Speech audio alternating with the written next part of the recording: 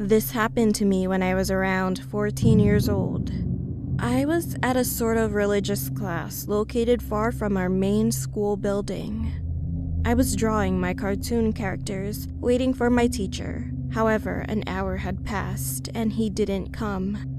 One of my classmates went out to see what was wrong, and it turned out that our teacher didn't arrive yet, so we had to wait a bit longer. After she told us that information, we continued waiting. I started drawing again until one of my friends, Aina, suddenly pulled on my sleeve and whispered, "Something is wrong with CT." I looked at CT, who was sitting at the back with the loud group. She wasn't saying anything or laughing. Well, it was quite weird seeing her like that, because she was the one who always talked a lot in that group. And then I saw that she was holding a small piece of black cardboard and a pocket knife. Since we had an art class that day, I thought that she might have been doing her homework at first, but I froze when I glanced at her the second time. She started carving something on the cardboard, and very aggressively. I couldn't see what she was carving, but she then woke up, went outside of the classroom, and stood there staring at something. Aina poked my shoulder, signaling that I should check out CT's cardboard. So I sneakily went to her seat to grab the piece of cardboard she left on the table and went back to my seat.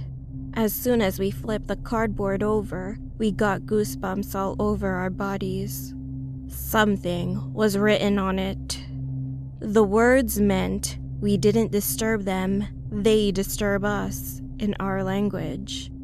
Aina and I looked at each other. When I got up to return the piece of cardboard, CT was already in her seat and stared at me with a scrutinizing look on her face. I sat down and slid the piece of cardboard under my desk. All of a sudden, I had the sudden urge to know what the heck was going on. So I got up and went towards her with Aina. "Hey CT, how's it going?" I asked, but she didn't answer my question. Then I could hear Aina whispering the Lord's Prayer, and my fear alarm started buzzing again. Then Aina tried to talk to CT, but for some reason, she suddenly shuddered. And I knew the reason. CT started to mumble the exact words that she had carved onto the cardboard, but this time her voice changed. She sounded like a demon. Her voice was deeper and lower than a man's, and her eyes simultaneously started to turn white. Her mumbling was getting louder, and now she began to scream while shaking her whole body. Everybody in the class stood on their seats and watched what CT was doing with fear. Before long, CT suddenly stopped, dropped her face slowly down on the desk, and began to sleep. I quickly returned to my seat and tried to take out the cardboard, but it was not there. I searched all over the classroom, even inside of the bin, but it was gone. The next morning, I went to CT and asked her what she was doing in class yesterday, and she replied, "Oh, I was sleeping during the whole class." "You sure?" I asked again, but she said yes, nodding her head. Was my friend possessed? Could it be real? And what she told me next made my face turn white and my heart drop. "Oh yeah, while I was sleeping yesterday, I was at some church, and I saw a very beautiful stained glass window with a nun. I wonder who that nun was, though."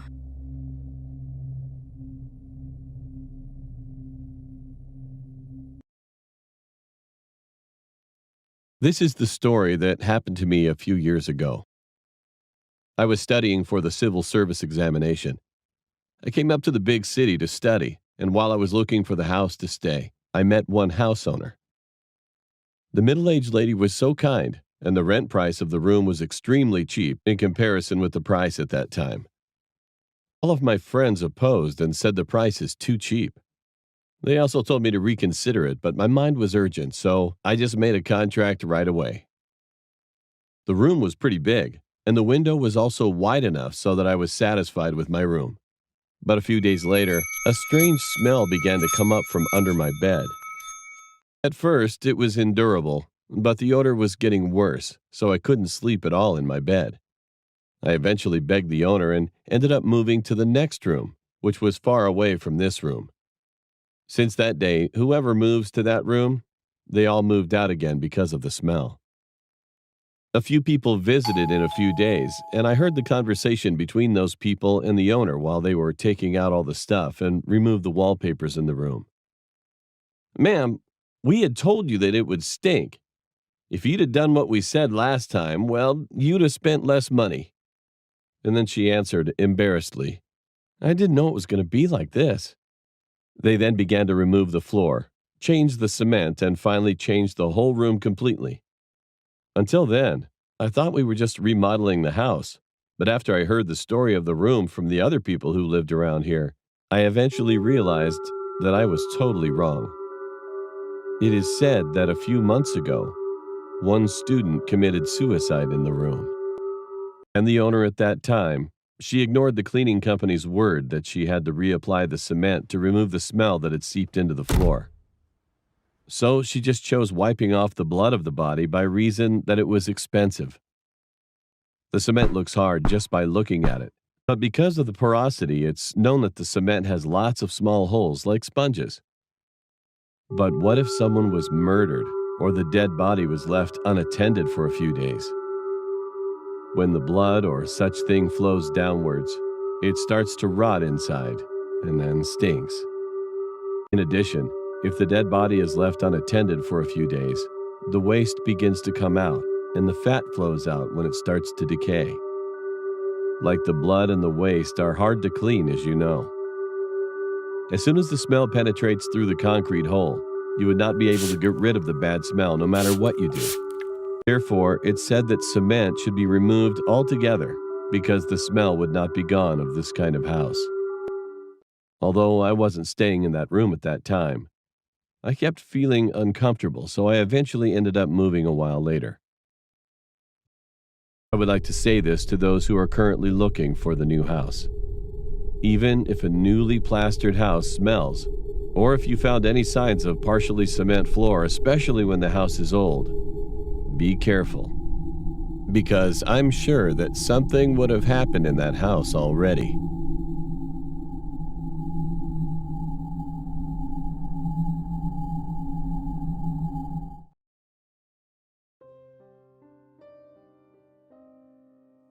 This happened to my older brother. When he was a college student, he joined a mountain climbing club. One day, he went climbing in the high mountains located in South Korea with 3 of his club members. The mountain was so high up that they couldn't climb all the way up in just a day, so they decided to stop by one of the mountain cabins in the mountainside and take a rest. It was a 2-story cabin, and unfortunately, the electricity was disconnected that day. Well, you know, people usually don't go to sleep early on days like that. So my brother and his friends drank a lot of alcohol, turned on a flashlight, and accidentally lit it up towards the wall. On the wall, there were framed pictures of the 1st, 2nd, and other mountain guards. Everyone was giggling because of the face in one of the pictures. Then they fell asleep. The next morning, when my brother woke up, he noticed that 2 of the club members had already gone down the mountain, and there was only one left behind. He had fainted, and froth was coming out of his mouth. He looked around in confusion, wondering what was going on. He saw something he could not believe. The cabin was surrounded by small windows. Well then, what the heck was there last night if what they thought were photo frames were actually windows? When I was a little girl, I was scared of sleeping alone, so I used to sleep with my mom. Eventually, I had to toughen up and sleep by myself. Well, this happened when I was in high school. I had a twin-size bed in my room and decided to leave both my door and my mom's door open. Our bodies were facing opposite directions. I couldn't sleep that night, so I turned on my MP3 player and was laying in bed listening to music.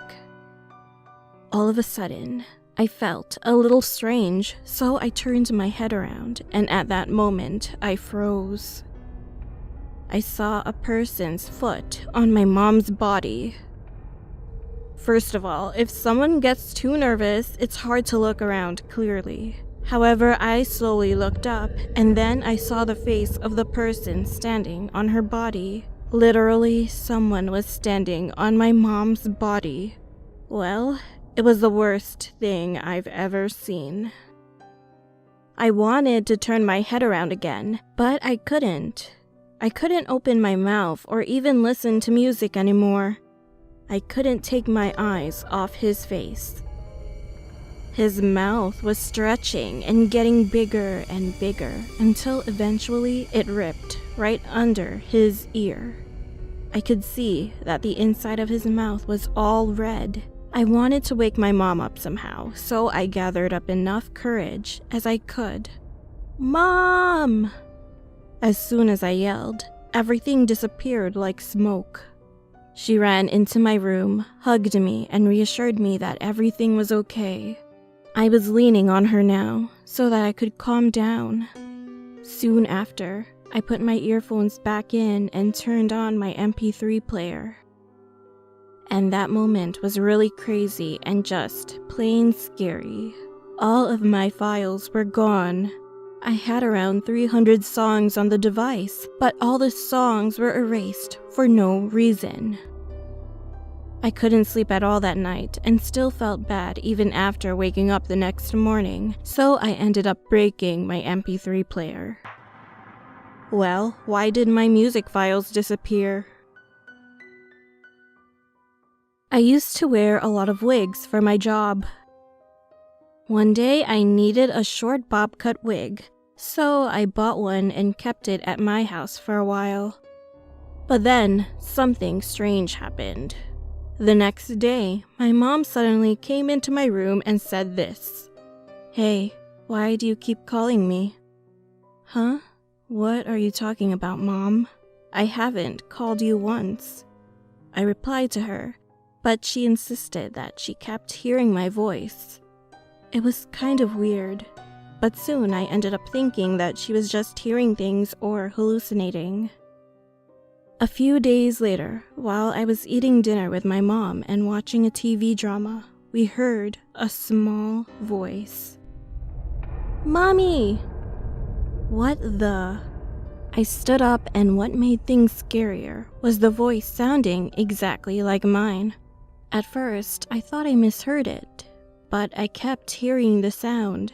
I grabbed my mom's hand, and we followed the direction the sound was coming from. As I was getting closer to the shoe rack near the front door, I realized the sound seemed to be coming from it. It was at that moment. "Mom!" The loud sound in my ears surprised me so much that my heart almost dropped. Well, eventually I went back to my room and fell asleep, failing to reveal the cause of the sound. That night, I had a dream. In my dream, little girls were jumping rope and moving in slow motion, like in a horror movie. I couldn't see their faces because the children's faces were all blurry as if they were covered by fog. However, as soon as I tried to reach them, they looked at me at the same time. At that moment, I had no choice but to scream. Their fronts and backs were all covered by a bob-cut hairstyle. Well, I had the same dream for a few more days. My mom and I concluded that there was something wrong with the bob-cut wig that I bought. Eventually, I burned the wig. And strangely enough, everything returned to normal after I burned the wig.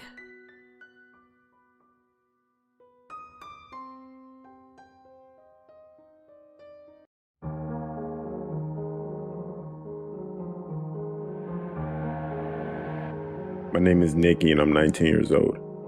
This past December, I got myself a Christmas temp job working at Amazon, helping with deliveries. It gets pretty busy around that time for deliveries, obviously, because it's Christmas. Right away, I hated the guy I was helping with deliveries. His name was Frank. To describe him, he was a bit overweight, didn't shave well, and his hair was short. I didn't like him because he was very rude and seemed like he was in a bad mood all the time. And I would be in the van with him most of the time, making deliveries, and it was very awkward. I tried to make conversation with him, but like I said, he was very rude, and there was no point in trying after about 2 times. I thought about quitting, to be honest, or at least be with a different delivery driver, but I didn't want to cause any trouble. I was a temp after all and needed this job. I thought Frank was really rude and socially awkward, and not a nice person to be around, but I never thought he would harm me in any way. One evening after finishing deliveries, we were driving back to the Amazon warehouse, or at least that's where I thought we were going.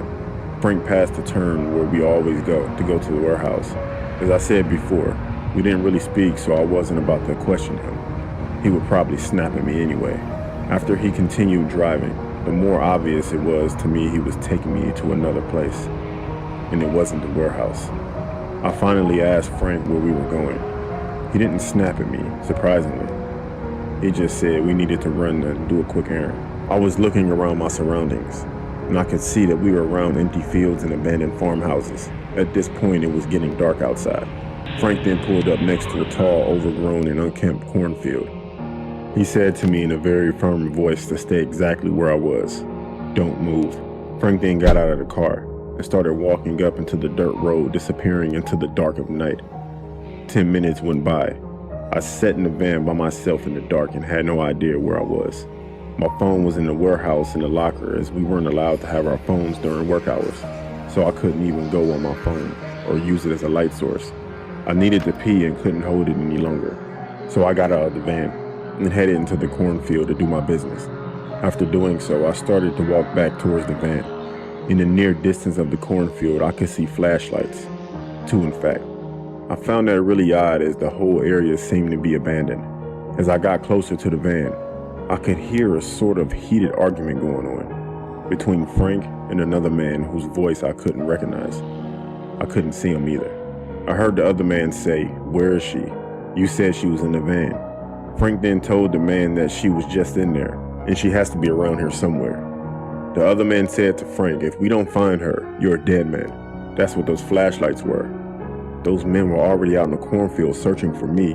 I snuck off into the field, walking quickly but as quietly as I could, the whole time crying and thinking I was about to die. After walking far enough, eventually leaving the cornfield, I ran down the side of a long dirt road. I have no idea for how long, but eventually I came across an old diner which was still open, thank God, and the manager called the police for me. After this incident, I quit my job, but this wasn't the end of it. About 2 weeks after quitting my job, I got a call from my boss who employed me. He told me that I was the last one to see Frank, as no one has seen him since. Apparently there were rumors that he owed people money from gambling debts, the people you don't want to be in debt with. As much as I don't like to think about it, I'm pretty sure Frank's way of paying off his debts with those people was to hand me over to those men. And what those men had planned to do with me, I never wanted to imagine.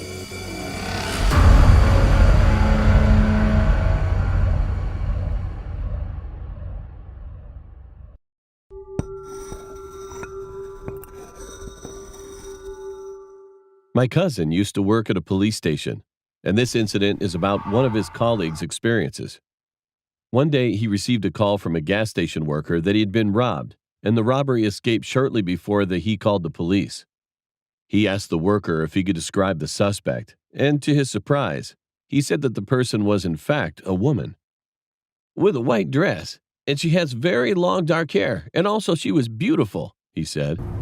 "At first, she came to ask for help because she got lost in the middle of the night. So I went to the office looking for my boss and told him what had happened. We then went back to the cashier together, but when we came in, she was no longer there, and all the banknotes were also not in the cash box." Since he was the only one on duty that night, he headed to the spot of the incident right away. As he drove toward the gas station, he soon entered a darkened section of the highway that was surrounded by forest. He was driving in the middle of a gloomy highway until he noticed that a woman in a white dress with a very beautiful looking was walking along the road in the opposite direction.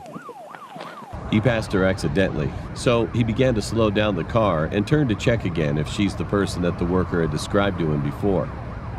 Then he turned the car in her direction, stopped next to her, and got out of the car immediately. "Ma'am, I need you to get on the car right now." As they were driving to the police station, he asked her some basic questions like why she had to steal the money or something else. However, the woman didn't say any word to all the questions while she was sitting in the back seat. She just looked at one point all the time until they arrived at the police station. Her behavior was pretty weird, so he thought that the woman might have some kind of mental problem. He then decided that he would not have any further conversations with her. When they arrived at the police station, they started to investigate her, and all of a sudden, she said that she would return the money the next day if they let her spend a night in a prison cell.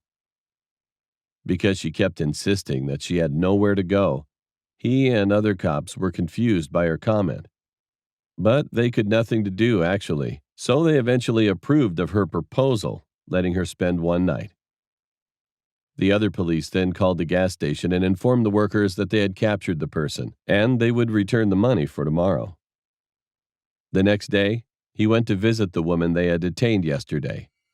However, he was stunned as soon as he had arrived at the prison cell. In the cell, they found that her roommate's face was all scratched, and his body was hung from a wall nail.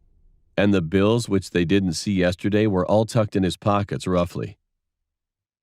The wall next to him was painted in blood, saying, "I'm returning my debt." What made him even more frightened was that the woman completely vanished. He went to the director, informed this, and they had a search around the area widely, but she was nowhere. Even today, everyone in the police is traumatized by this incident. And that's what my cousin told me. How could anyone escape from a prison cell avoiding the cameras recording or anything?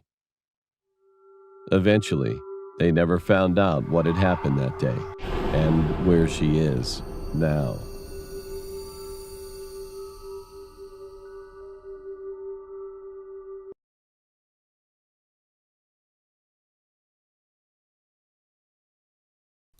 This is my story.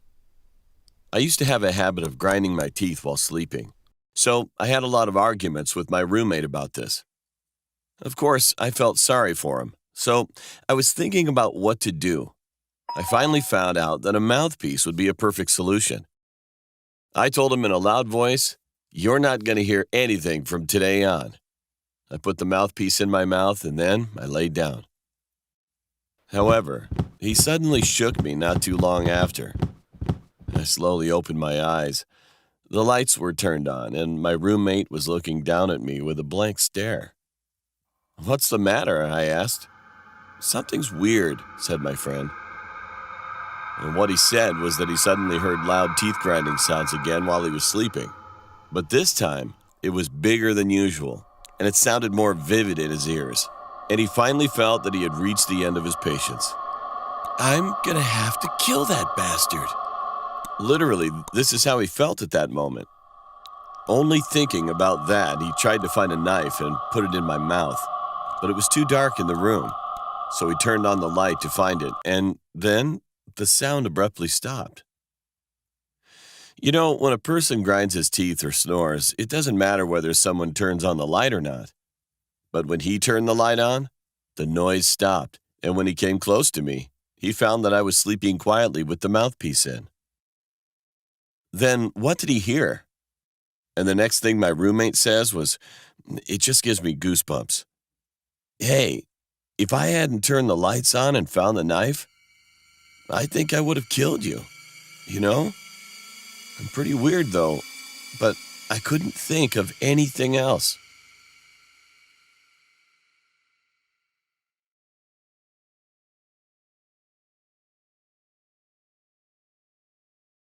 I don't know where to begin.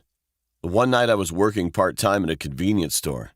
There was a small warehouse inside where you could place orders and watch the CCTVs. It was so quiet that day that I just went inside and spent time just watching CCTVs. As you see, our convenience store makes a jingling sound whenever someone opens the door. But then, I saw a boy on a CCTV. How is it possible? I didn't even hear the bell ringing. In a panic, I slowly looked out, but I couldn't see the boy outside the window. At first, it seemed like he was walking around in front of the snack bar, but he gradually came toward the warehouse where I was sitting. What the? I was terrified. What the heck is that? Then suddenly a man came inside, but I was already too scared to dare to go out. When he saw that there was no staff inside, he turned around and tried to go out again. But at that moment, I almost fainted when I saw his back. Riding on his back, the boy was staring at me. I was frozen on the spot, and after a moment, suddenly I heard a big car and tires squealing. He was hit by a car and died right away. Well, I still don't know what I saw that day.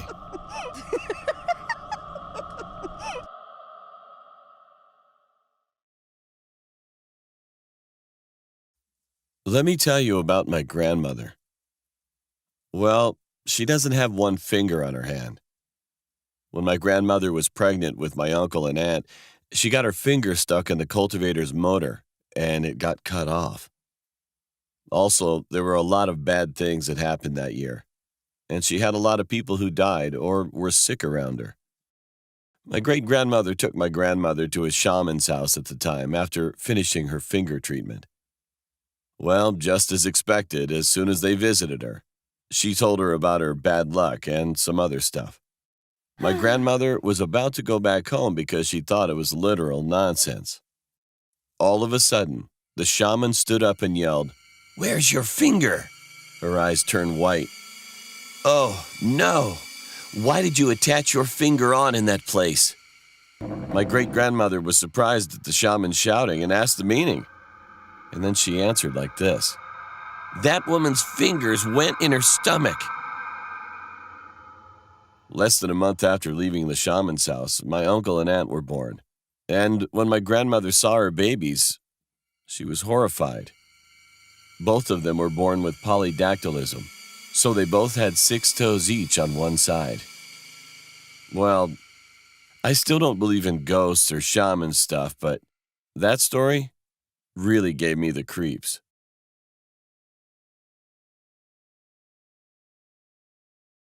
This horrible incident happened when I was 15 years old. I had a doctor's appointment to check up on my arm, as I had sprained it a few weeks before. I had to remove my bandages that day, so I was sitting in the waiting room waiting for my turn to see the doctor. Then I suddenly noticed a very tall guy in front of me. Maybe he was about 6'2". He had black hair and was a neat type with a clean-shaven face, and he was wearing a long black trench coat and baggy black tracksuit bottoms. It was obvious that he looked a bit odd, but I decided to ignore him as I was often easily paranoid to strangers. However, a strong smell instantly invaded my sense of smell when he just sat next to me. He smelled like he had something rotten hiding inside of his coat. It was so horrible to endure it, and eventually made me feel sick to my stomach. I instantly got up, rushed to the toilet, and then I ended up throwing up. After cleaning myself up, I went back to the waiting room, and luckily that man was gone. My doctor was waiting for me at that time, so I went to her office, and she got my bandages removed. I told her about the man that I saw just before, and she said she'd seen him before too. She thought there was something off about him, but she eventually didn't say anything. Of course, I couldn't blame her, so I just greeted after that and left the hospital. As I was coming out from the entrance and about to walk toward my home, I suddenly heard some heavy breathing in an alleyway next to the hospital. At first, I couldn't see clearly who it was because of the shadow, but soon after, I realized that he was the same man that I had seen in the waiting room. He didn't leave. What should I do? I was terrified. However, there was something strange about his motion, though. I looked more closely, and I could make out him biting on a severed arm. And that's when I realized that it was the source of the stench I smelled in the waiting room. I almost screamed, but held my breath as much as I could, and then ran down the road to call the police immediately. As soon as they arrived in about 5 to 6 minutes, they knocked him down on the ground to arrest him. I figured out later that he was finally indicted on charges of kidnap and murder of people. And because of that incident, I didn't go to the hospital and stayed at my home for a while. I wonder, what if I had screamed when I was there and he found me? Would I have been the next victim that he was chewing on? I think it was a good decision that I made at the time, and I'm just glad that I'm still alive.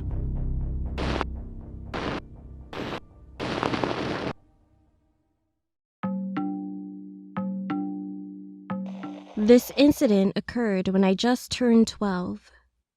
It was a big day for me, since we were going to throw my birthday party. Everyone in my house was busy decorating inside.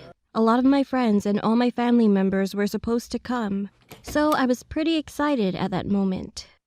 Later on, almost everyone had arrived, and I was waiting for 2 girls named Saya and Alania. They were twin sisters whom I just met a few days ago. We weren't actually that close to each other, but I thought they were nice and fun to hang out with. So I invited them the day I met them on the street, and they laughed and said that they would love to come. In fact, I didn't really think about them and forgot about those twin sisters soon, since I was enjoying the gifts I got. A few hours went by. I heard a loud knock on the door suddenly, and when I opened the door, the twin sisters, Saya and Alania, were standing there and smiling. "Come on in." I greeted them and tried to invite them inside. However, one of the girls said, "We weren't expecting this many guests." At first, what she told me seemed pretty odd, but I didn't think much of it because they were too shy and didn't like being around too many people. So I introduced them to everyone in the house. Everything was fine until that moment. Not long after, they came closer to me saying that they have my present. It was the cake they made. It looked like a normal cake, but smelled really bad. And it looked like it was rotting for a long time. No doubt, I felt disgusted. But soon, I decided not to judge by its looks, so I eventually tried one bite. To my surprise, it tasted really good. I proceeded to eat more and more, but then my eyes suddenly started to go blurry. The last thing I remembered were the twins' big creepy grin, and that I was dragged by them somewhere. Then I passed out. I don't know how much time went by, but when I woke up again, I was in a hospital. I could feel my whole body hurting, and my parents almost cried when they saw me wake up. I was confused and asked the nurse standing next to me what had happened. Then she told me that a lot of guests noticed that I was gone at certain points on that day. They were looking for me, and they eventually found me unconscious and beaten up terribly in our shed. My parents were shocked and immediately called the ambulance and the police. They asked everyone all kinds of questions, but then one of my friends noticed the twin girls were gone too. Eventually, they were found in my attic, hiding behind some big boxes. It was said that they were covered in blood and were smiling widely at the police. It turned out that the girls put the heart and the guts of a dead sheep, some small bones, and even thin, small needles in the cake I ate. And they also put lots of candies, chocolates, and some sweet things, so that's why I couldn't notice anything weird. It is said that the girls had escaped from juvenile a few days ago, exactly on the day I first met them. Fortunately, I didn't swallow any of the needles, but I had to suffer from food poisoning badly for a while. The doc told me I was very lucky to survive.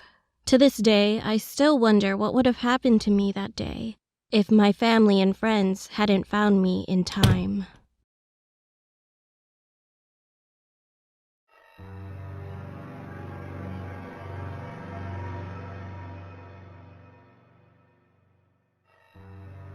I'm in charge of sound editing and audio at one of the broadcasting stations, and this is what I experienced the other day. The inside of our editorial room used to get too dark and gloomy, especially at night, so there were a lot of people who said they saw ghosts there.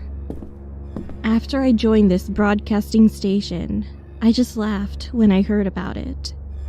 Nah, who believes that? However, not long ago, I had to change my mind. The audio file and film would sometimes disappear every other day. Of course, I was scolded by my seniors because of it, so I worked until dawn to make up for my mistakes. The hallway in the editing room was pretty long, and there was a small warehouse inside the room on the far end of the hallway where the film was kept. Originally, only the people in charge could enter the room. However, for some reason, I kept hearing a squealing sound in the room that day.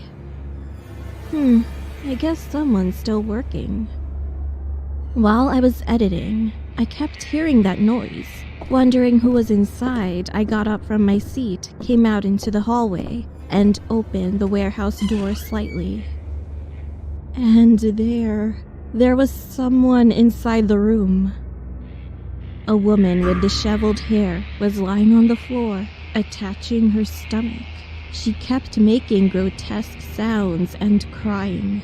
She was also frantically pulling out the tape from the film.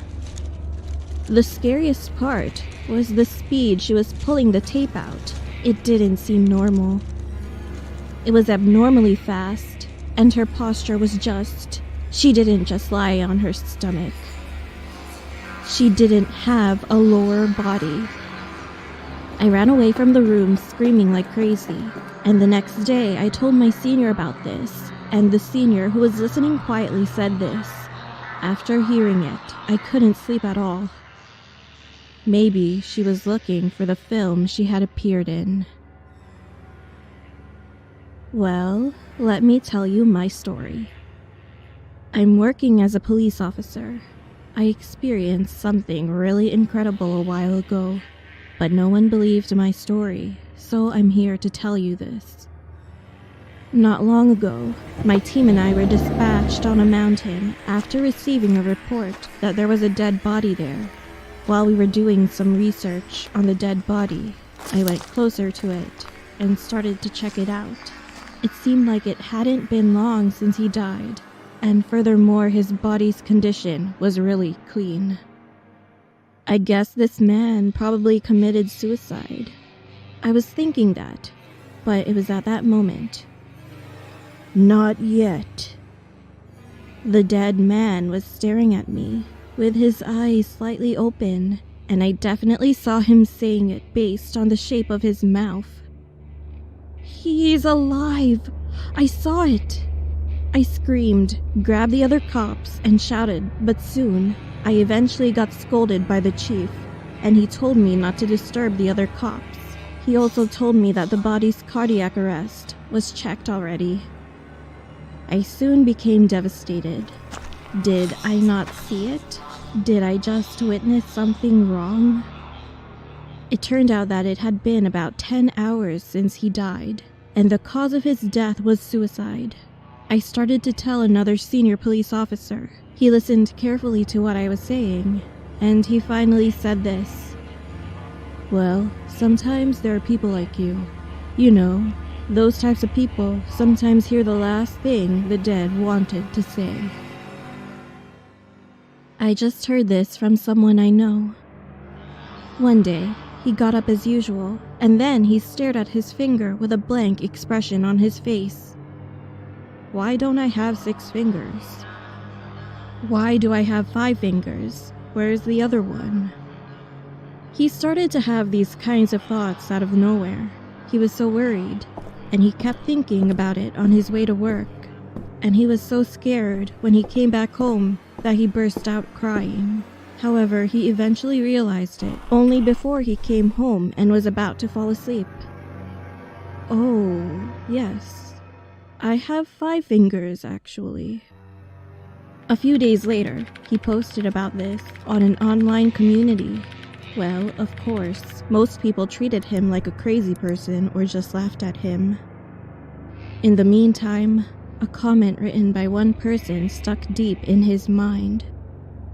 The anonymous commenter said he might have early-stage schizophrenia, and he asked him, what if he thought he had 4 fingers instead of 6 eventually? I got goosebumps when I heard that.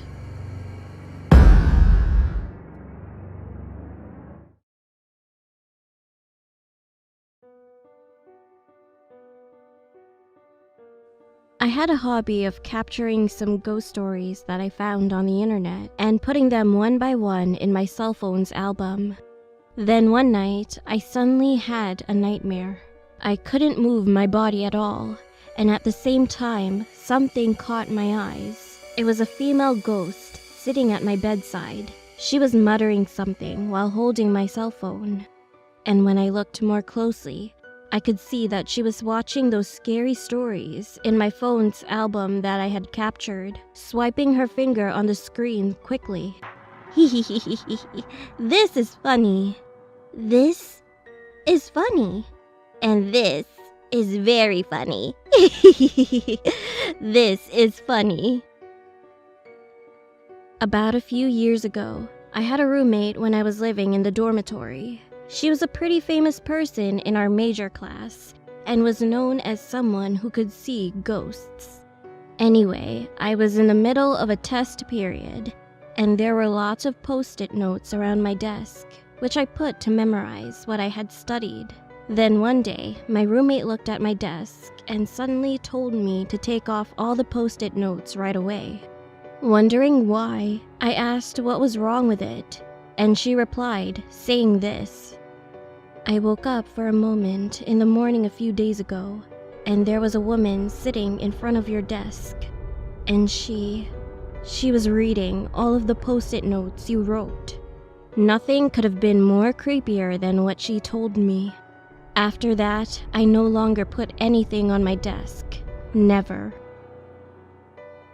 There was once a man, and the world he lived in had been full of devastation for a very long time. He was constantly wandering from place to place. On one night, he was fortunately able to stay in a house. He was so touched and grateful for the kindness of the house's owner, who let him in and offered him a meal and shelter, especially during a time like this. The next day, the owner placed a letter in his hand while the man thanked him and was about to leave the house. Young man, if you're really appreciative, please deliver this letter to the town over there. But listen, do not open it when you are on the way. He spoke to the man so desperately. The man left the house saying yes. However, on his way to the village, where the owner told him to go, the man suddenly became curious about the contents of the letter, so he finally opened it and read it on the spot. And the letter was written like this: This is the last food we will send.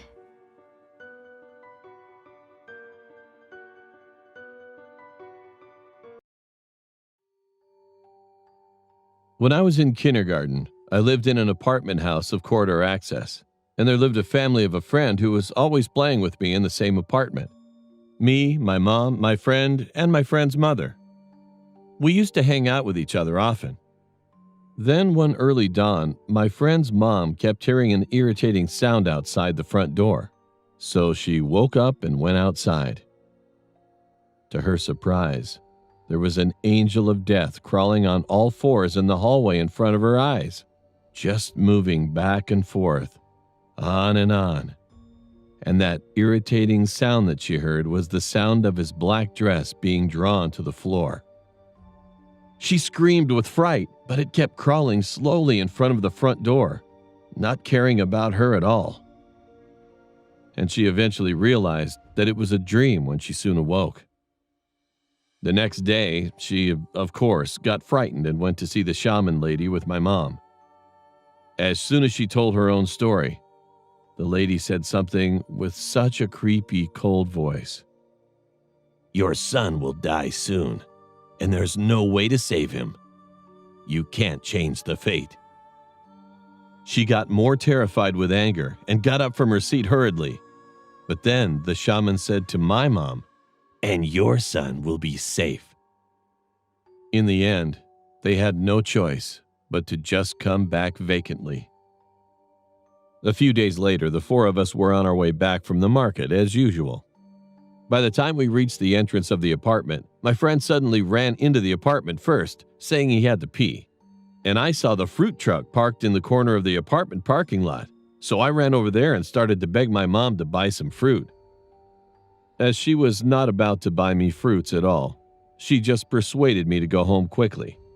However, somehow I kept wanting those fruits so badly, so I tried not to go back home, standing in front of the truck. My friend, who already just went up to his house, stuck his head out from the railing in the hallway. Then he shouted loudly, saying that the house was locked. After seeing his mom take the key out of her bag, my friend came down again right away. And as soon as he ran towards the apartment entrance, it was the very moment. He was hit by a big van suddenly that rushed from the other side. I don't remember because I didn't see the very moment clearly, but it is said that his whole body flew away with a loud crash. And of course, he died instantly on the spot. I've been thinking so far that my friend had died because his mom had dreamed of the angel of death. But my mom later told me something shuddering. "Do you remember how high the corridor railing was then? It was just as high as an adult's chest." It still gives me goosebumps when I think of the moment when he got his head out of the railing.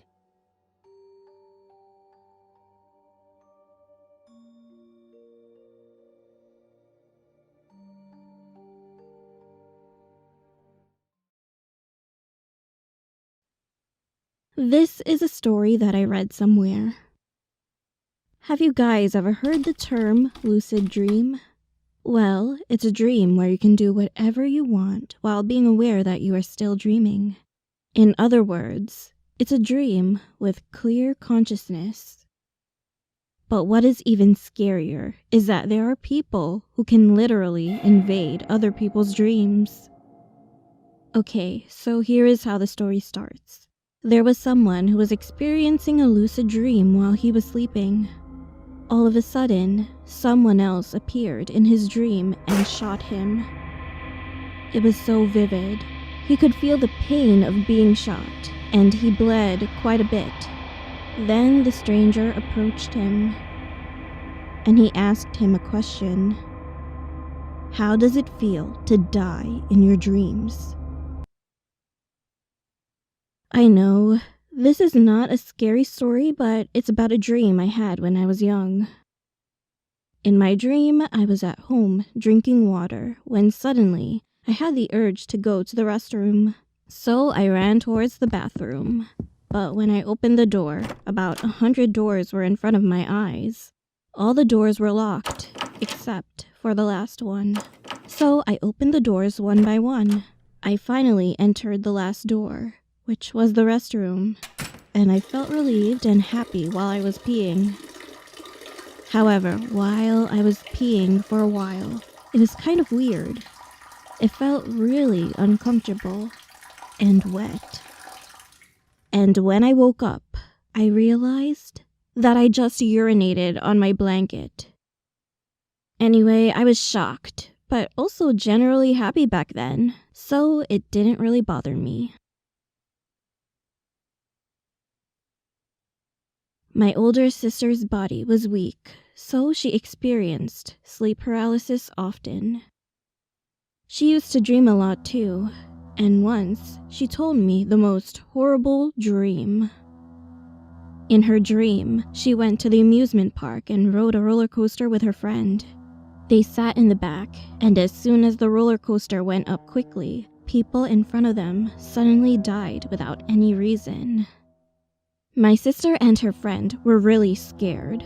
They were going to get off right after the ride, but it didn't stop and kept going again and again. And people were still dying right in front of their eyes. Then it was my sister's turn to die, but suddenly, she heard the cuckoo clock in our house ring 4 times. It was 4 a.m. Well, the story is not finished yet. She tossed and turned for a while and then fell asleep again. Then she started dreaming again. She had the same exact dream. She was panicking. Suddenly, the guide grabbed her shoulder and whispered in her ear, "Don't run away. Now it's your turn." And the roller coaster moved again. Her friend fell down first and broke her arm. And when it was my sister's turn to fall, she miraculously woke up from the dream. 2 days later, my sister's friend called her and said that she hurt her arm while in school. She was in art school and had scratched her arm terribly with some type of sharp tool. It really creeped us out.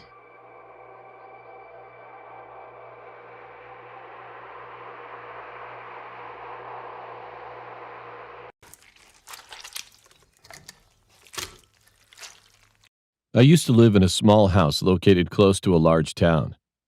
I always read the newspaper every morning when I woke up, and one day I saw the article that one man from the same town I live had been missing for almost 4 months. The guy had a large scar from his left ear, the mouth, and over to the right ear.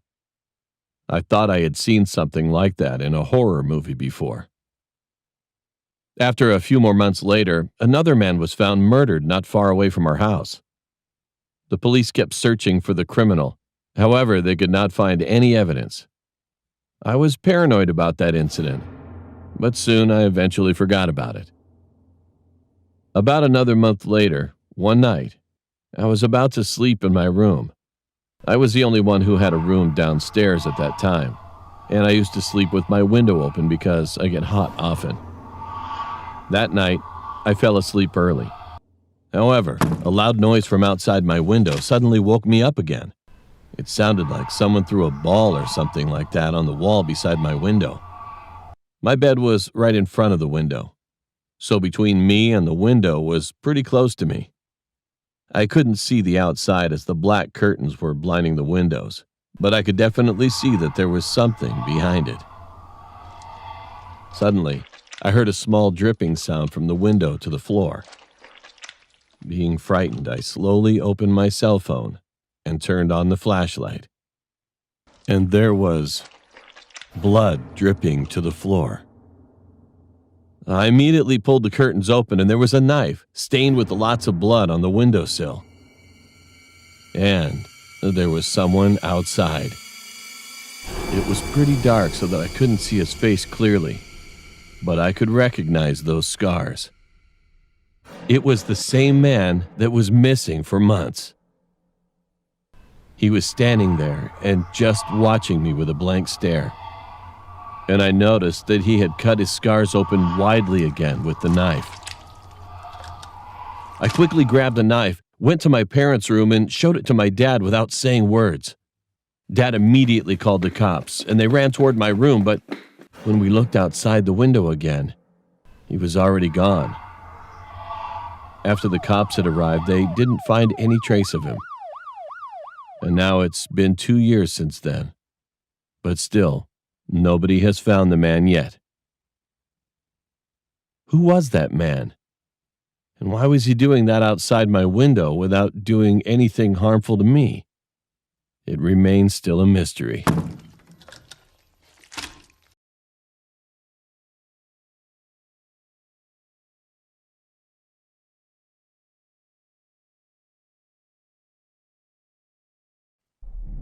This happened when I was in 4th or 5th grade. It was just a typical day. My friend's parents were working, so I went over to my friend's house and we played together. It was around 1 p.m. I was packing up to go to the academy when my friend suddenly grabbed my arm. "Can't you just stay with me until my parents come home?" However, I was sure that my mom would scold me if I missed the academy, so I told my friend I'd stop by again afterwards and then left. I was on my way back to my friend's house around 4 p.m. But when I reached his house, there were policemen next to it. I could see some officers and other people around the area. It turned out that there was a married couple living there, and the wife committed suicide while her husband was on his way to work. After that, while I was walking home with my friend so that we could play at my house, I suddenly got scared. So I asked, "Why did you tell me not to go to the academy earlier?" Then my friend said that he heard a woman's voice through the wall while we were playing at his house earlier. And this is what my friend told me. The woman said, "I wanna die. I wanna die. I wanna die. I wanna die. I wanna die. I wanna die."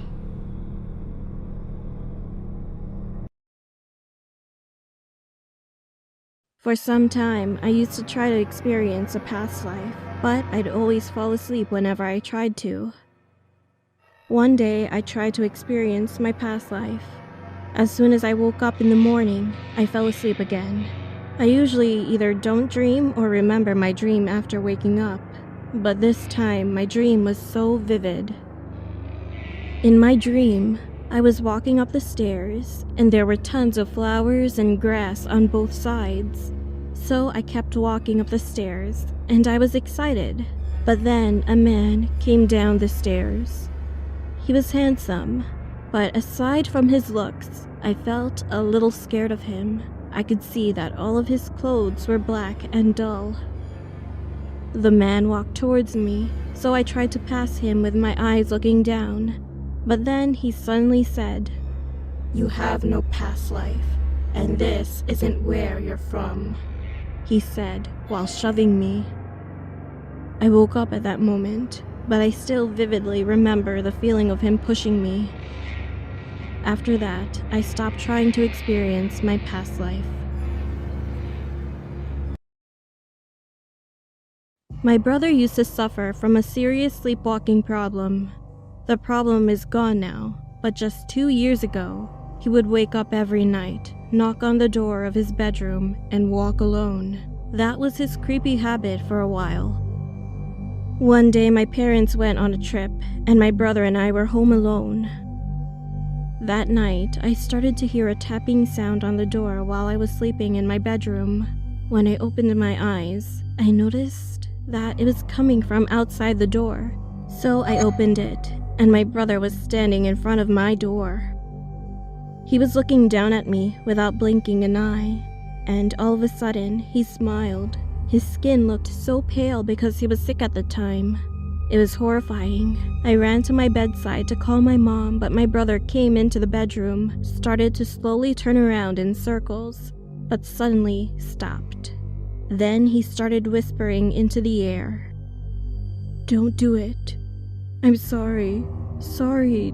Don't. I'm sorry. I'm sorry. I'm sorry. I'm sorry." I was so scared of him that I started to cry. Murmuring for about 10 minutes, he suddenly said, "Shut up, you little brat." And then he fell down right on the spot. My mom still didn't answer the phone. I rushed to my brother's room, locked the door while crying to myself, and tried to fall asleep. Maybe it was around 3 a.m. I suddenly heard someone trying to open my brother's door, but it sounded like someone's head was banging on the door. Thinking that it was my brother, I held my breath, and then it was quiet. Thank goodness, I'll be safe here until the morning, I thought at first. But after about an hour, I needed to go to the toilet so badly. I didn't hear anything outside the door, and my brother seemed to be asleep again. So I took a deep breath, opened the door, and tried to get back quickly. My brother, he was crawling around on all fours in the living room.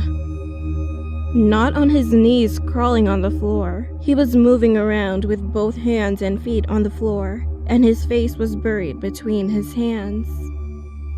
I didn't even scream when I saw that bizarre figure of my brother.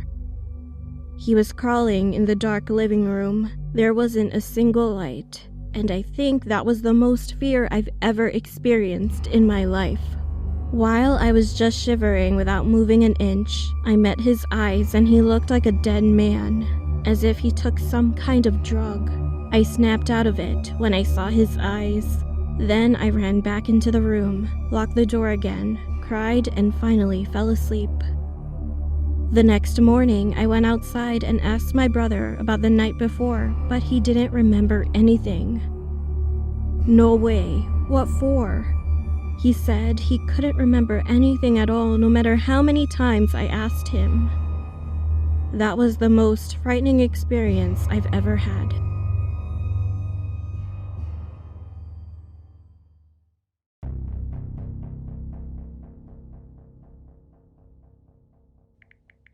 So, where should I begin my story? First of all, I recently got a job as an intern at a small company while attending a special high school. And from school, I had a friend who I hated most.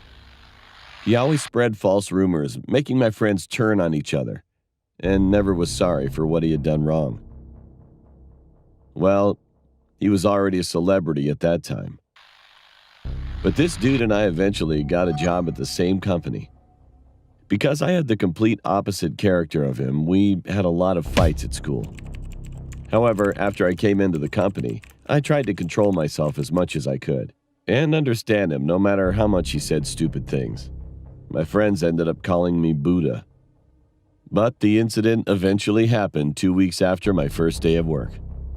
I can't tell you the specific details to protect the company's privacy, but his mouth was absolutely a disaster. Our school teachers had to come to the company. We both had to have a face-to-face talk with the executive director, and we even had a call from the education office. I got so angry. I couldn't bear this stupid situation anymore. I ran down to the first floor material storehouse, confirmed that there were no people, and spat out all kinds of curses calling out his name. Shit, I'm gonna blow off your head, you son of a... But it was the biggest mistake of my life. The warehouse used to be a place where people didn't come very often. But when I looked back casually, he was there. He was just staring at me. My heart was pounding, and I felt like my head all stopped. Holy crap. There was a bleak silence between us, and I could feel that awkwardness in my bones. But soon he just turned around and then went out of the warehouse. Feeling sorry, I thought he got hurt feelings, so I followed him. I called his name several times, but he never looked back and just walked down the hall. At first, I felt sorry, of course, but come to think of it, it was literally all his fault, and he had a responsibility to fix this problem. So why should I apologize to him while being ignored by him? All of a sudden, I started to be outraged at him. I stopped there and I screamed at his back. He suddenly stopped walking, and at that moment, I was like, oh shit. You know, we're still working for the same company right now, and I can't make a mess of my plans in just 2 weeks. So I apologized to him to ease the mood by calling my friend's name again. Then he turned his head slowly, and, I still can't forget that creepy memory until right this moment writing about this incident. To tell the truth, I'm about to go crazy. His neck slowly turned toward me. You can believe it or not, his body was standing still in the same position, but only his neck slowly began to turn. A loud crunch sounded in the hallway, as if his neck bone had broken. And I just watched it, blankly. He was staring at me with his mouth closed, and his neck turned slowly and slowly. As he turned his neck, the skin around his neck began to twist. And when he finally turned around for about a turn and a half, his skin tore with a tremendous sound. The blood rose like a fountain, and his neck dropped on the floor with a loud thump. Then his head rolled towards me and stopped at the tip of my foot. Looking down, I could see his head showing with all his teeth, and he was smiling brightly at me. When I saw that horrific head like a broken tomato, all the cells in my body were screaming to get away from there as soon as possible. It was someone's footsteps that broke the silence that seemed to last forever. And only then I screamed frantically. My colleagues told me later that they could hear my voice on the second floor. Well, I can't imagine how loud it was. Anyway, I could feel someone shaking my body violently not long after. The next thing I knew, the executive director, the section chief, and everyone in the company were looking down at me with a surprised look on their face in the hallway. I was sitting on the floor before I knew it, and he was gone already. I was taken to the hospital right away that day because I spit blood on my hand while coughing. I couldn't remember how big I screamed. And while I was explaining the whole story at the hospital, I heard something incredible. One of my colleagues told me that my friend was working in his place at the time, and he was even so busy that he never came down to the warehouse on the first floor. I couldn't believe it. Eventually, I took a week off from work and got a psychiatric consultation. And 5 days have passed since then. I heard that he was dead.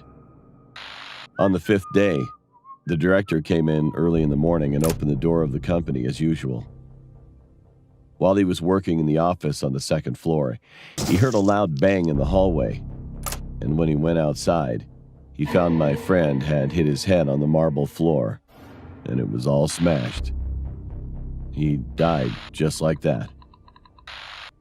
Later, when the director checked the CCTV at the police station, he found that my friend quietly climbed the stairs while he went into the office and closed the door. He just stared downwards for a while and jumped off. I guess the director must have been shocked. He eventually had to go to a psychiatrist for a while. When I came back to the company, there was only silence inside the company, which was unusual. Anyway, I was just playing with my cell phone while I was writing this, and I just got a call from the chief. He asked me if I came down to the first floor on Saturday morning while I was on my alternate work. I was working on the second floor in the first place, and I couldn't go down to the first floor until lunchtime. So I told him I didn't. But then he said something strange. He was smoking in the outdoor parking lot that day. Then he suddenly turned his head toward the warehouse window on the first floor. He said that I was standing inside and staring at him quietly in the dark warehouse. He continued to say that I looked at him for a while and then disappeared. At first, he didn't want to say anything hasty, but he finally called me thinking about my friend who died a few days ago. Well, to be honest, I'm in a panic right now. I've calmed down to some extent, but I'm still scared. There's something I didn't reveal while writing earlier. I remembered it just now. When I'd seen my friend's fallen head that day, I actually saw the face coming toward me. It was neither my executive director nor the section chief. It was me. I could see my body walking toward me with only my head turned back. So, the reason I screamed was not that I saw my friend's fallen head. I screamed at myself. My parents have gone on a trip right now, so there's nobody at my house right now. Now, what should I do?